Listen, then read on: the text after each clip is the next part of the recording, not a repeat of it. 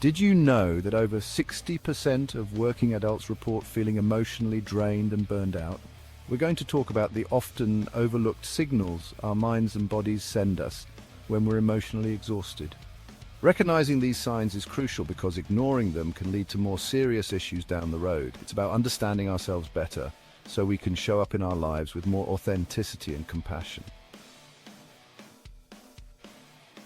Let's talk about the first sign of emotional exhaustion, that bone-deep fatigue that even a good night's sleep can't seem to fix.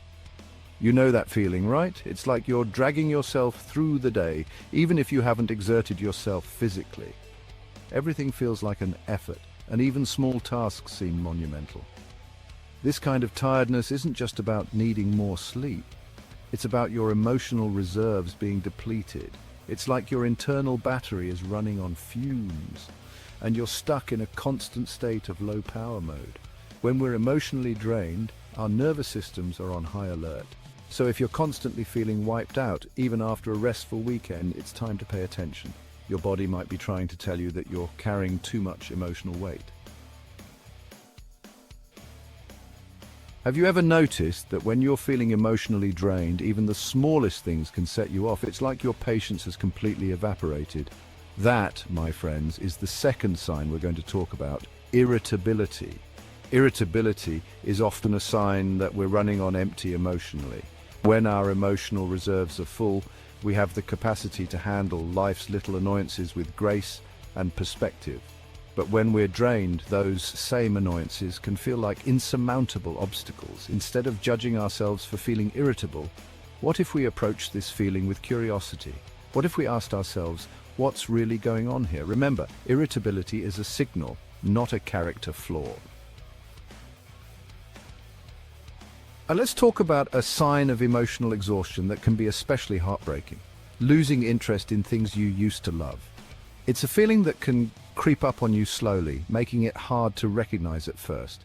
That hobby that used to light you up, the one that made you feel alive and connected, the friends you couldn't wait to see, the ones who brought laughter and joy into your life, suddenly they just don't hold the same appeal. It's as if a switch has been flipped and the things that once brought you happiness now feel like a chore. This lack of motivation, this feeling of apathy is a major red flag when it comes to emotional exhaustion. It's your mind and body's way of signaling that something is off. When we're emotionally drained, our brains go into survival mode. It's a defense mechanism to help us cope with overwhelming stress. It's all about conserving energy, and that means those activities that used to bring us joy get pushed aside. We start to prioritize only what feels absolutely necessary. But here's the thing: giving up on the things that bring us joy only deepens our sense of exhaustion and disconnection. It creates a vicious cycle that's hard to break. So if you're finding it hard to connect with your passions, don't beat yourself up. Start small.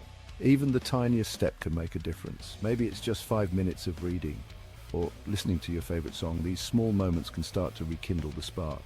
The goal isn't to force yourself to feel joy, but to gently coax it back into your life. It's about creating space for joy to re-enter. Remember, joy is a muscle, and like any muscle, it needs to be exercised. With patience and small, consistent efforts, you can start to feel that joy again. Let's be honest, in our always-on world, who hasn't struggled with focus? It's a common issue that many of us face daily. But when it becomes a constant battle to stay present, it might be a sign of something deeper: emotional exhaustion. This isn't just about being tired. It's about being mentally and emotionally drained. You're trying to read, but the words just swim on the page. It's as if your brain can't process the information, no matter how hard you try. You're in a meeting, but your mind is a million miles away. You can't seem to bring your thoughts back to the present moment. This difficulty concentrating, this feeling of brain fog, is like the mental equivalent of trying to run through quicksand. Every task feels harder and takes longer to complete. When we're emotionally drained, our brains are overwhelmed with stress hormones. These hormones can cloud our thinking and make it hard to focus. It's like our internal operating system is overloaded and it can't keep up with the demands we're placing on it. The more we push, the more it struggles. Think of it this way: our brains are like computers. They can only handle so much before they start to slow down. And when we have too many tabs open, everything slows down. Our productivity drops and our stress levels rise. So if you're constantly feeling scattered and forgetful, it's time to hit the pause button. Recognize the signs and take action. Give yourself permission to close some tabs and create some mental space. Taking breaks and practicing self-care can help reset your mind and improve your focus. Let's talk about that feeling of being utterly and completely swamped, the kind of overwhelm that leaves you feeling paralyzed and powerless. It's that moment when your to-do list feels more like a don't even know where to begin list. This, my friends, is emotional overwhelm, and it's a surefire sign that you're running on empty. When we're emotionally overwhelmed, our brains go into a state of hypervigilance. This constant state of alert is incredibly draining. It's like trying to sprint a marathon, and it's not sustainable in the long run. We end up feeling depleted, defeated, and utterly incapable of coping with even the smallest of tasks. So, if you're feeling constantly overwhelmed, it's time to take a step back and reassess. It's time to set some boundaries, to delegate tasks, and to prioritize your own well-being. Remember, you are not a superhero. You are a human being with limits. We're social creatures, hardwired for connection, but what happens when the thought of socializing, of being around people, fills you with dread? When even the idea of answering a text message feels completely overwhelming? This, my friends, is social withdrawal, and it's another telltale sign that you're running on fumes emotionally. When we're emotionally exhausted, our social batteries are depleted. Interacting with others, even those we love, can feel like a Herculean effort. It's important to remember that social withdrawal is not about being antisocial. It's about needing to conserve energy to protect ourselves from further emotional drain. So if you're finding yourself canceling plans, avoiding social gatherings, and generally isolating yourself from the world, be kind to yourself. Give yourself permission to take a step back, to recharge your batteries, and to prioritize your own well-being. Remember, connection is important, but so is self-care. We often think of emotional exhaustion as something that only affects our minds, something that we can just push through with enough willpower. But the truth is, our emotions manifest physically too, often in ways we don't immediately recognize. And sometimes those physical symptoms are our body's way of waving a giant red flag, signaling that we need to pay attention to what's really going on inside. We're talking about those unexplained headaches that seem to linger for days, making it hard to focus or enjoy life. The stomach aches that flare up at the worst possible times, disrupting our daily routines and causing us distress. The muscle tension that has become a constant companion, making even simple movements feel like a chore. These physical ailments, often dismissed as just stress, can be our body's way of telling us that we're carrying too much emotional baggage.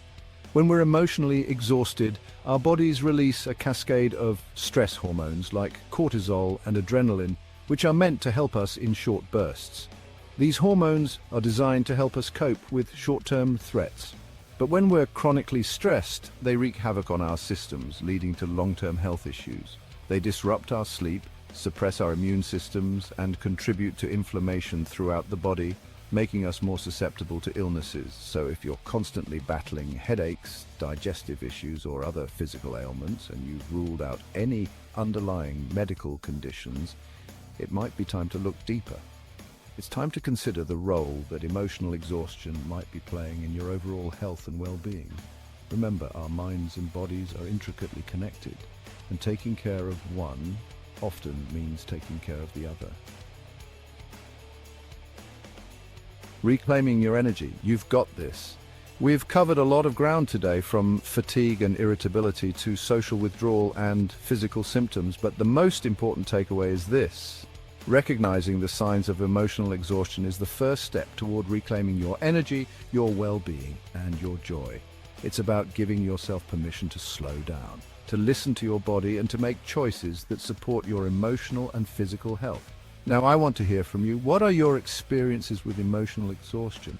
What helps you recharge and reconnect with yourself? Share your thoughts in the comments below. And for practical strategies to combat emotional exhaustion, be sure to check out my next video, where we'll dive into specific tools and techniques to help you reclaim your energy and thrive.